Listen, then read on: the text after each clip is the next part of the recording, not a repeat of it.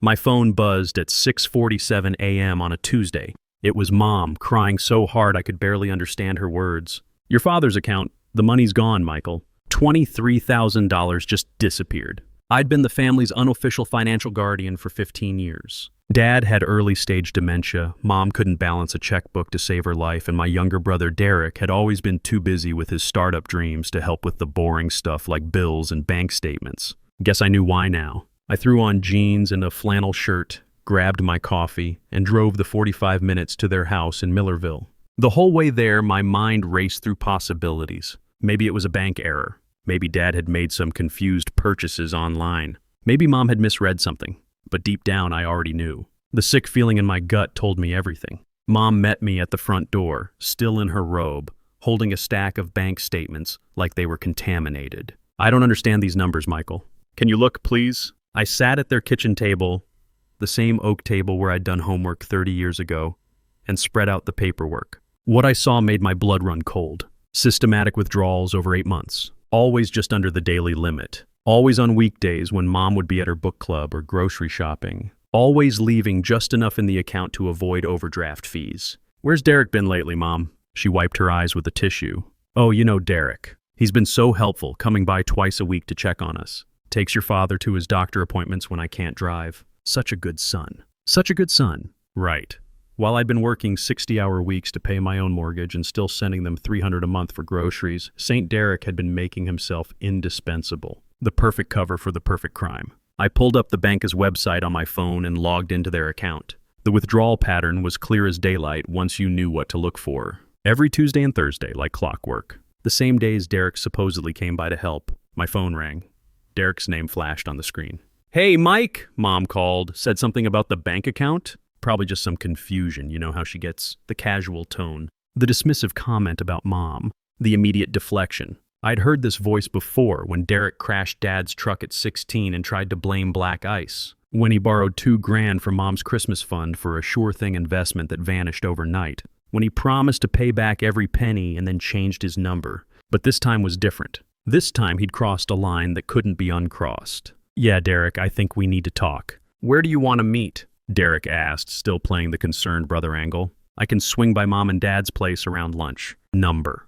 I kept my voice steady, professional. "Let's meet at Murphy's Diner." 1 o'clock. Murphy's was neutral ground, a place where Derek couldn't charm Mom into taking his side or confuse Dad with his elaborate explanations. Just him, me, and the truth. I spent the morning documenting everything. Screenshots of every withdrawal, dates cross-referenced with Mom's calendar, even photos of the bank statements. Derek was smart, but he wasn't that smart. He'd left a trail a blind man could follow. At 12:30, I drove to Murphy's and claimed a corner booth where I could see the parking lot. Derek rolled up at 1:15 in his leased BMW, the car he claimed he was house-sitting for a friend. Another lie in a lifetime of lies. He slid into the booth wearing his usual uniform. Expensive jeans, designer t-shirt, and that $1,000,000 smile that had been getting him out of trouble since kindergarten. "Mike, good to see you, brother. How's Janet? Kids doing okay?" "Cut the shit, Derek." His smile flickered for just a second. "Whoa, okay. Rough morning, I get it. Mom's really stressed about this bank thing, huh?" I opened my folder and placed the first bank statement in front of him. Then the second. Then the third. His face went from confusion to recognition to something that looked almost like relief. "You want to explain these?" I asked, pointing to a withdrawal dated last Tuesday. "This one's for $800. Same day you took Dad to his cardiologist appointment." Derek leaned back in the booth, running his hands through his hair. For a moment, I thought he might actually tell the truth. Then his lawyer brain kicked in. "Mike, listen, I know how this looks, but it looks like theft." "It's not theft when it's family helping family. Dad told me to take what I needed. You know how confused he gets with money. I was protecting him from making bad decisions." The audacity was breathtaking. Dad barely remembered what he had for breakfast, but apparently he was lucid enough to authorize $23,000 in withdrawals. Derek had always been a good liar, but this was insulting. "Show me the power of attorney." "What?" "If Dad authorized these withdrawals, show me the legal documentation. Power of attorney, written consent, something." Derek's jaw tightened. "I don't need to prove anything to you, Mike. I'm doing what's best for the family while you're playing accountant." That's when I knew I had him. And that's when I decided he was going to pay for every penny he'd stolen, plus interest. The waitress approached with coffee, but I waved her away. This conversation was just getting started. You know what, Derek? You're right. Maybe I am just playing accountant. I gathered up the bank statements and slid them back into my folder. But accountants notice patterns, like how these withdrawals always happen when mom's at her Tuesday book club and Thursday grocery runs. Derek's face went pale, but he kept up the act. Mike, you're being paranoid. I help them because I care, not because... Or how about this pattern? I pulled out my phone and showed him a photo I'd taken that morning. Dad's medication schedule. Every Tuesday and Thursday, you're supposed to give him his pills. But look at this pill organizer. Tuesday's compartment was still full yesterday. So was Thursday's from last week. His mouth opened, then closed. The golden boy was finally speechless. You weren't taking Dad to doctor appointments, were you? You were waiting until Mom left, coming over to use Dad's ATM card, and leaving him alone with his medications unmanaged. A man with dementia, Derek. Our father. Derek's defensive posture crumbled. His shoulders sagged, and for the first time in 30 years, I saw something that might have been shame cross his face. It's not what you think, Mike. I was desperate. The startup needed bridge funding, just temporary. $23,000 is temporary? I was going to pay it back. The Series A funding was supposed to close last month, but the investors got cold feet. I just needed more time. There it was, the same story he'd been telling since high school. Just a little more time, just a temporary loan. Just trust me, I'm good for it. But this time, he'd stolen from a man who couldn't even remember his own address. What startup, Derek? The one that's been almost ready to launch for 3 years? The one that exists only in your head and your bank account? He started to argue, then stopped. We both knew the truth. There was no startup. There never had been. Derek had been living off borrowed time and other people's money for years. And when his latest girlfriend kicked him out and his credit cards maxed out, he targeted the easiest marks he could find, our elderly parents. I stood up from the booth and dropped a $5 bill on the table for my untouched coffee. Here's what's going to happen, Derek. You're going to pay back every penny you stole, with interest. Or I'm going to the police, the bank, and Adult Protective Services. Derek grabbed my arm as I turned to leave. Mike, wait, we can work this out. Family doesn't call the cops on family. I looked down at his hand on my arm, then back at his face. You stopped being family the minute you stole from Dad. But I didn't go to the police. Not yet, because I had a better idea. That evening, I sat in my home office with a bottle of beer and my laptop, digging deeper into Derek's web of lies. If he thought $23,000 was the end of it, he was dead wrong. I learned long ago that when Derek stole, he stole big. I started with social media. Derek's Instagram was a masterpiece of fictional success. Photos of him at expensive restaurants, designer clothes, weekend trips to ski resorts, all funded by our parents' retirement savings, apparently. But it was his LinkedIn profile that made my blood boil. Chief Executive Officer at Pinnacle Innovation Solutions, it read. Leading cutting-edge fintech disruption with Series A funding secured. Series A funding secured. The same funding he'd just told me fell through. I clicked on his company's website. Professional design, stock photos, buzzword-heavy descriptions of services they definitely didn't provide. The whole thing was an elaborate fantasy, probably built to impress investors and girlfriends. Then I found something interesting. Derek's business bank account was linked to his PayPal for client payments. Public transaction history showed regular deposits from something called Millerville Senior Services, LLC. I'd never heard of that company, but I recognized the amounts. They matched withdrawals from Dad's account almost perfectly. Derek hadn't just been stealing from our parents. He'd been laundering the money through a fake company, probably to avoid tax liability. This wasn't desperate borrowing. This was premeditated fraud with a paper trail that led straight back to identity theft and elder abuse. My phone buzzed with a text from my sister Lisa in Denver. Mom called crying about money problems. What's going on? Lisa was 2 years younger than me, a nurse practitioner with 3 kids and a mortgage. She sent Mom $50 every month and called every Sunday without fail. She deserved to know the truth, but she also deserved to hear it from me first, not from Derek's spin machine. I called her and explained everything. The theft, the fake company, the abandoned medications, the whole sickening mess. Lisa listened in silence until I finished. That son of a bitch, she whispered. Mom thinks he's some kind of saint, and he's been robbing them blind. It gets worse. I think he's done this before. The pattern's too clean, too systematic. This isn't his first time. What are you going to do? I took a long pull from my beer and stared at Derek's fake LinkedIn profile. I'm going to destroy him. Legally, financially, and socially. But I need your help. Lisa didn't hesitate. What do you need? Trust me for about 2 weeks. Don't tell Mom and Dad what we know yet. Let Derek think he's gotten away with it while I build a case that'll put him away for years. Michael, are you sure about this? He stole from Dad, Lisa. From a man with dementia. He's not our brother anymore. He's a predator who happens to share our DNA. The next morning, I called in sick to work for the first time in 2 years. I had investigating to do, and Derek's trail was getting colder by the hour. My first stop was the Millerville County Recorder's office. If Derek had registered Millerville Senior Services, LLC, there would be paperwork. Sure enough, the business was filed 6 months ago with Derek listed as the sole owner and operator. The business purpose? Elder care consulting and financial management services. The audacity was breathtaking. He'd literally created a fake company to steal from elderly people, starting with our own parents. From there, I drove to Dad's bank. I'd been handling their finances long enough that the branch manager, Carol Henderson, knew me by name. Carol was in her 50s, a no-nonsense woman who'd been watching Derek's withdrawals with growing suspicion. "Mr. Patterson, I'm glad you're here," she said, closing her office door behind us. "I've been wanting to discuss some irregularities in your parents' account." "What kind of irregularities?" "Well, the withdrawal pattern was unusual. Always just under daily limits, always during business hours, always with the same ATM card. But what concerned me was the timing." Carol pulled up the account history on her computer. "See here, every withdrawal happened within 30 minutes of your father's Social Security deposit hitting the account. Someone was monitoring that account very closely." My stomach turned. Derek hadn't just been stealing randomly. He'd been tracking Dad's income and timing his thefts for maximum impact. This was professional-level financial abuse. "There's something else," Carol continued. "Last month, someone called asking about increasing your father's daily withdrawal limit. Said it was for medical expenses. I refused because your father would have needed to come in personally to make that change." "Someone called?" "Male voice?" "Yes. Said he was your father's son and had power of attorney. When I asked for documentation, he hung up. I thanked Carol and asked her to flag the account for any unusual activity. Then I drove to the police station, but not to file a report. Not yet. I needed to talk to Detective Ray Murphy, an old high school buddy who worked financial crimes. Ray listened to my story with professional interest. "You've got a solid case for elder abuse and identity theft," he said. "But if you want to nail him completely, you need more than just your parents' account." "What do you mean?"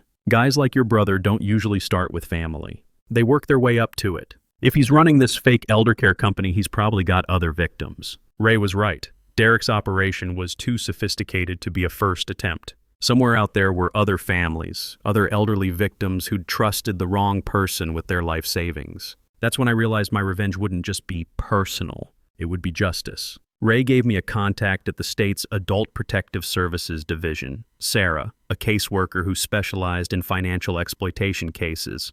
When I called her, she agreed to meet me that afternoon at a coffee shop downtown. Sarah was younger than I'd expected, maybe early 30s, but she had the tired eyes of someone who'd seen too much human cruelty. I laid out Derek's operation, the fake company, the systematic thefts, the targeting of dementia patients. "Mr. Patterson, what you're describing fits a pattern we've been tracking," she said, pulling out a tablet.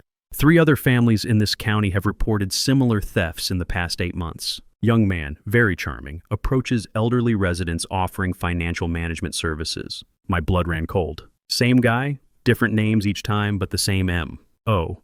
Always targets people with cognitive decline, always operates through fake LLCs, always disappears when families get suspicious. She showed me photos from security cameras. "Does this look familiar?" It was Derek. Different haircut, different clothes, but definitely my brother. In one photo, he was walking out of a bank with an elderly woman who looked confused and frail. "That's Mrs. Eleanor Hutchins," Sarah explained. 87 years old, early Alzheimer's. Her grandson reported $12,000 missing from her account last month. She kept talking about a nice young man who was helping her with her finances. I stared at the photo, feeling sick. This wasn't just about our family anymore. Derek had turned elder abuse into a business model. "How many victims total?" I asked. "That we know of?" 4, including your parents. "But there could be more who haven't reported it yet." Sarah leaned forward. "Mr. Patterson, we need to stop him before he moves to another county. These predators usually work an area until it gets too hot, then disappear." "What do you need from me?" "Evidence, lots of it. And we need to catch him in the act." That's when I had my idea. It was risky, maybe even stupid, but it would give us everything we needed to put Derek away for years. What if we set a trap? "Use my parents as bait?" Sarah raised an eyebrow. That's dangerous. If something goes wrong, he's already stealing from them. At least this way we control when and how. I pulled out my phone and showed her Derek's text from that morning. Mike, thought about our conversation. Maybe we can work something out. Can I come by Mom and Dad's tomorrow? Derek was getting nervous. He wanted to smooth things over, probably spin some new lie to buy himself time. But instead of damage control, he was walking straight into a trap. I'll need to coordinate with the detective, Sarah said. And we'll need your parents' consent. Leave that to me. That evening, I sat at my parents' kitchen table again, this time with Lisa on speakerphone and both Mom and Dad across from me. The conversation I was about to have would shatter their image of Derek forever, but they deserve the truth. Mom, Dad, I need to tell you something about Derek and your missing money. Mom's face crumpled immediately. Oh, Michael, please don't say what I think you're going to say. Derek's been stealing from you. Systematically, for months. I have proof. I spread out the bank statements, the fake company registration, and photos from other crime scenes. Dad stared at the paperwork with confusion, but Mom understood immediately. Her hands shook as she picked up the evidence of Derek's betrayal. But he's been so helpful, she whispered. The doctor visits, the errands. He wasn't taking Dad to doctor visits, Mom. He was using those days to steal from your account while you were out. I showed her the medication organizer photo. Dad's been missing his pills because Derek wasn't actually here. Dad suddenly spoke up, his voice clearer than it had been in months. I knew something was wrong. I kept asking him about my pills, and he'd get angry. Tell me I was confused. The clarity in Dad's voice broke my heart. Even with dementia, some part of him had known his son was betraying him. Lisa's voice came through the phone. Mom, there are other victims. Derek's done this to 4 families that we know of. Mom aged 10 years in 10 seconds. What do you want us to do? Tomorrow, Derek's coming over. He thinks he can talk his way out of this, maybe convince you to keep quiet. Instead, we're going to let him steal one more time, with the police watching. Absolutely not, Mom said firmly. I won't use your father as bait. Mom, he's already stealing from you. This just lets us catch him red-handed with witnesses. Detective Murphy will be parked outside, Sarah from Adult Protective Services will have recording equipment, and I'll be here the whole time. Dad reached across the table and took Mom's hand. Margaret, if this stops him from hurting other people like us, we have to do it. The determination in Dad's voice surprised everyone. This was the man I remembered from my childhood, the one who'd taught me right from wrong, the one who'd never backed down from doing what was necessary. What exactly do you need us to do? Mom asked. Act normal. Let Derek think he's convinced you that everything's fine. When he asks to help with your banking, say yes. We'll handle the rest. Mom looked at Dad, then back at me. And after tomorrow? After tomorrow, Derek goes to prison where he belongs. Thursday morning arrived gray and drizzly. Detective Murphy parked his unmarked car across the street at 9 a.m., and Sarah arrived at my parents' house 30 minutes later with a briefcase full of recording equipment. The plan was simple. Let Derek hang himself with his own words. I helped Sarah place a tiny wireless microphone under the kitchen table and another one behind the family photos on the mantel. The equipment was so small it was virtually invisible, but powerful enough to pick up conversations throughout the main floor. Remember, Sarah coached my parents, act natural. Don't try to trick him into confessing. Just let him do what he normally does. If he asks for bank information or wants to help with finances, don't refuse, but don't make it easy either. Mom was nervous, fidgeting with her wedding ring. Dad seemed more focused than he'd been in months, like having a mission had sharpened his mind temporarily. My phone buzzed at 11:15. Derek, running a few minutes late. Traffic's brutal. See you soon, I texted back, no problem. Mom's making coffee. At 11:47, Derek's BMW pulled into the driveway. I watched from the living room window as he sat in his car for a full minute, probably rehearsing his lies. When he finally got out, he was carrying a bouquet of flowers and wearing his most charming smile. Mom, Dad! He called out as he walked in without knocking. How are my favorite people? He hugged Mom and shook Dad's hand, then handed over the flowers like he was apologizing for missing dinner, not stealing their life savings. Derek, how thoughtful, Mom said, accepting the flowers with practiced grace. Coffee's fresh. For 20 minutes, Derek played the perfect son. He asked about Dad's health, complimented Mom's garden, and even mentioned his fake startup's progress with the fictional investors. I sat quietly at the kitchen table, watching a master manipulator at work. Then Derek made his move. You know, I've been thinking about what Mike said yesterday about your finances, he began, shooting me a sideways glance. Maybe I was being too casual about helping you guys with the banking stuff. We should probably be more organized about it. Mom looked confused. Organized how? Well, like keeping better records of when I help you withdraw money for expenses. Make sure everything's documented properly so Mike doesn't worry. Derek pulled out his phone. Maybe we should check your balance right now, make sure everything looks right. There it was, the setup for another theft, couched in concern for better organization. Dad looked directly at Derek. Son, I need to ask you something important. Dad's voice was steady and clear. Derek, why have I been missing my medications on Tuesdays and Thursdays? Derek's smile faltered for just a second. What do you mean, Dad? I always make sure you take your pills when I'm here. No, son, you don't. Dad reached into his shirt pocket and pulled out a small notebook. I've been writing down when I take my medicine and when I don't. Margaret suggested it after I kept getting confused. My heart swelled with pride. Even with dementia, Dad had been documenting Derek's neglect. Derek's face went pale. Dad, you're confused. Remember, we talked about this. Sometimes you forget that you already took them.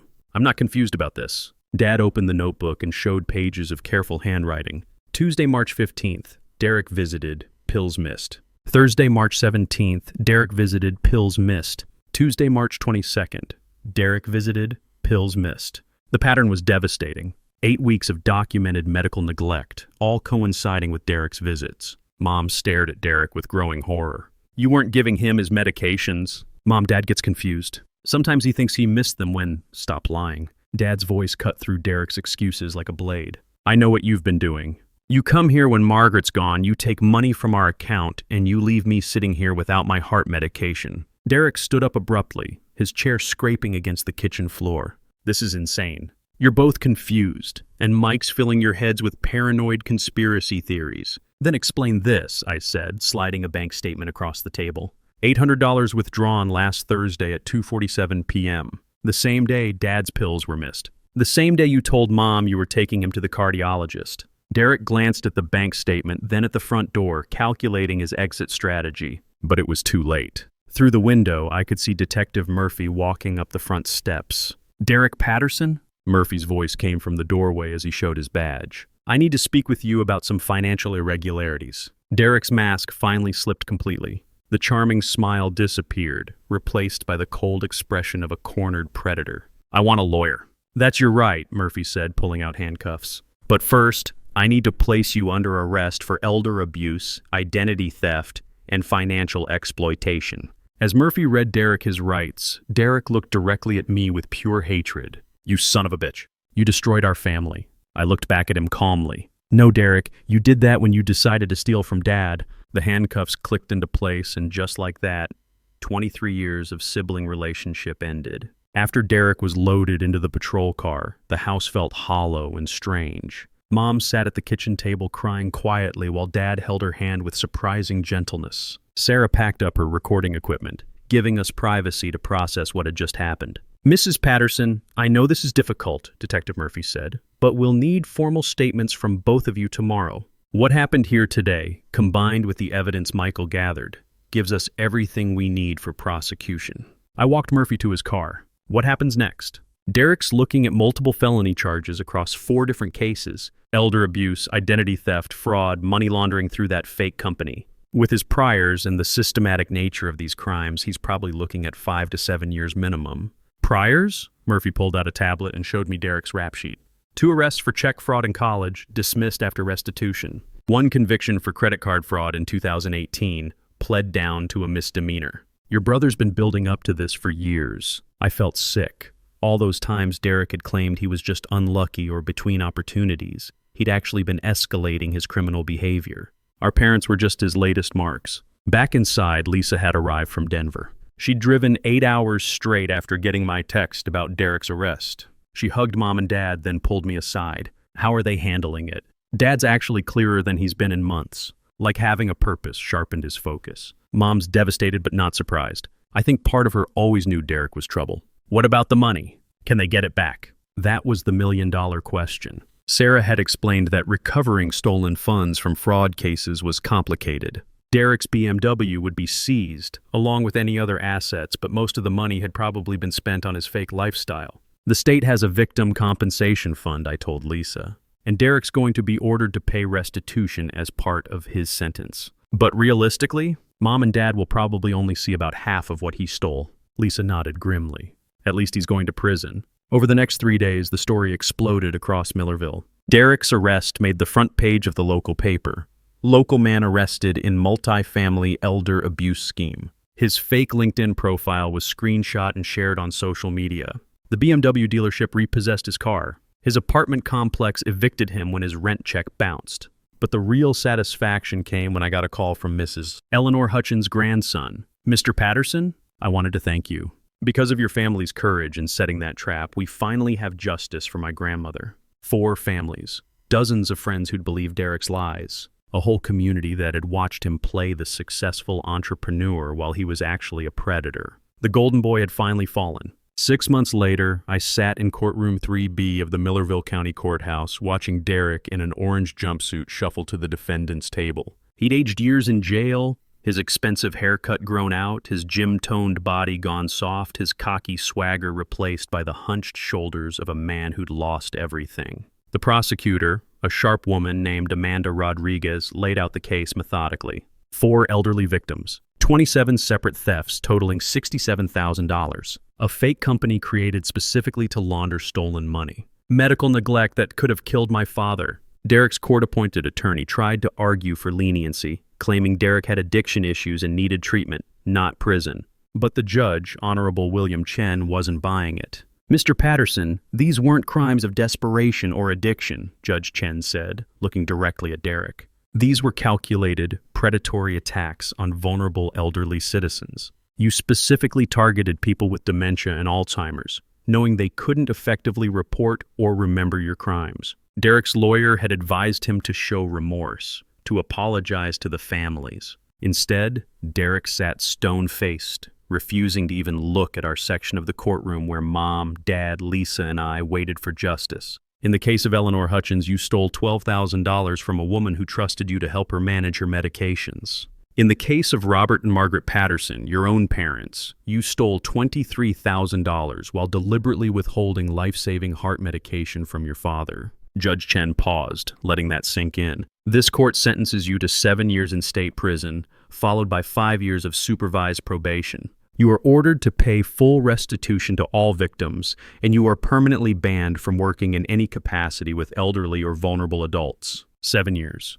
Derek would be 42 when he got out, with a felony record and no legitimate job prospects. His fake startup empire had crumbled. His BMW was sold at auction. His luxury apartment was for-sold. Even his social media presence had been destroyed. Every platform had banned him after local news stories went viral.